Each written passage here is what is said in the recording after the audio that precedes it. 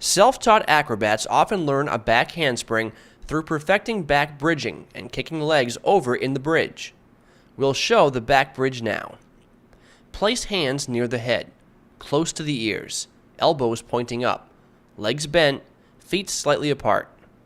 By straightening arms and legs, push the bridge up. After straightening the arms and legs, walk the feet towards the hands. Bend the knees and push off.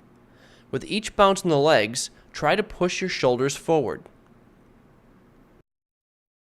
After each series of such bounces, it is advisable to flex the trunk forward to relax the lower back muscles. Otherwise, they are likely to spasm and hurt.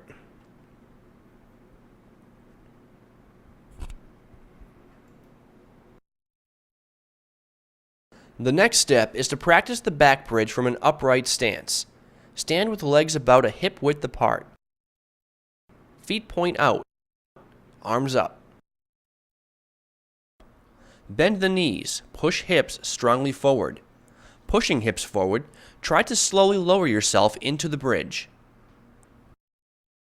Once in the back bridge, do one bounce. Sit down, lean forward. This exercise ought to be repeated many times.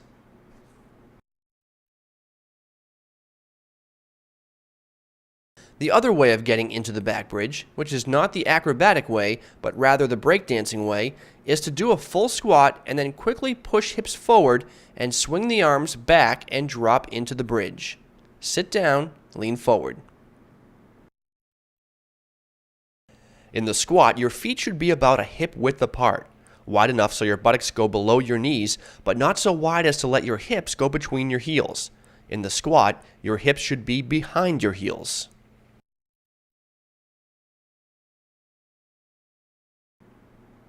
And once again, we show this exercise. Stand with legs apart, squat low to have a low fall, just in case, and a quick move into the bridge. Sit down and lean forward.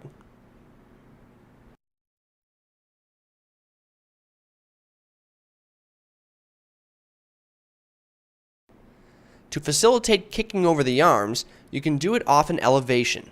Lie down on the elevation, rest the arms just behind the elevation.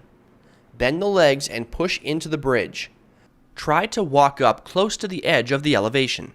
Now, swing one leg and try to kick over the arms to end up standing upright. Once again, during kicking over the arms, look at the floor. Not looking at the floor may cause falling on the head.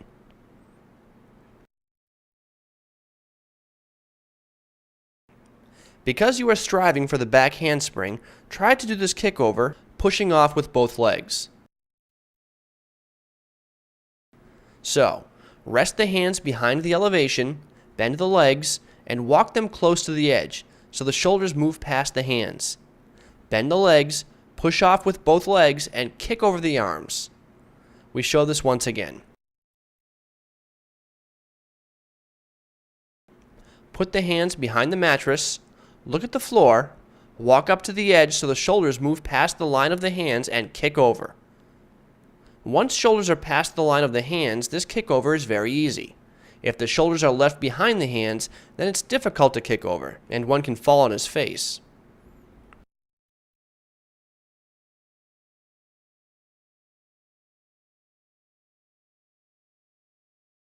After successfully kicking over the arms off an elevation, try to do it on an inclined mattress. Combine the two elements of the Breakdancers back handspring, the drop into the bridge with the kickover. Squat low. Push hips strongly forward. Quickly drop into the bridge and kick over the arms to end up in the upright stance. And once again we try. Go low. Push knees and hips forward. Move into the bridge. The more repetitions, the smoother this move becomes and the more powerful the push-off, because you gradually gain the confidence and the courage to jump. Once again, try to push faster with the legs, but still with a strong push of the hips forward. Slowly, and go, like this. Once again, Very deep squat, the buttocks go below the knees, and now push your hips and land on your feet. This is it. Now he tries to do it by himself. For safety, I can stand close by just in case I need to put my hand under his center of gravity, which is at the level of his navel. This is it.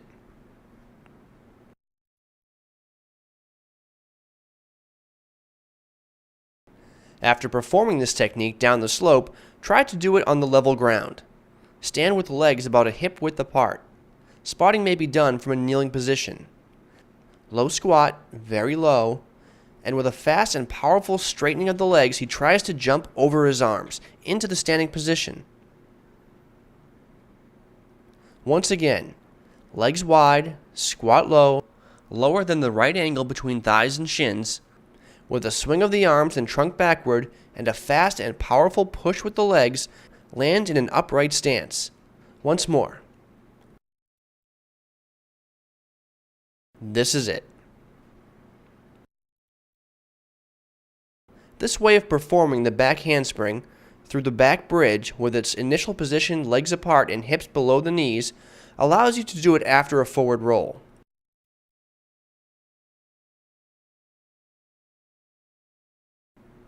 Do the forward roll, stop in the squat, and from here, by the powerful swing of the arms and upper body, quick move into the bridge and the kickover.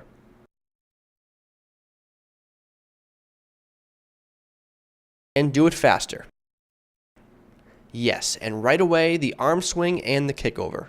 Remember the difference between the acrobatic or gymnastic back handspring, where legs are held tightly together, and this breakdancer's back handspring. Here the legs are well apart, toes out, and you begin by pushing into the back bridge and not by jumping into a handstand from the half squat.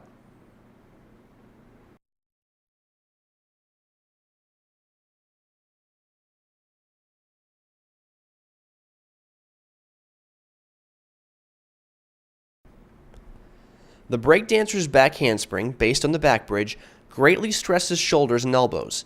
It is possible to strain muscles of the abdomen and lower back. After executing this back handspring, it is difficult to gain momentum for the next tumbling technique.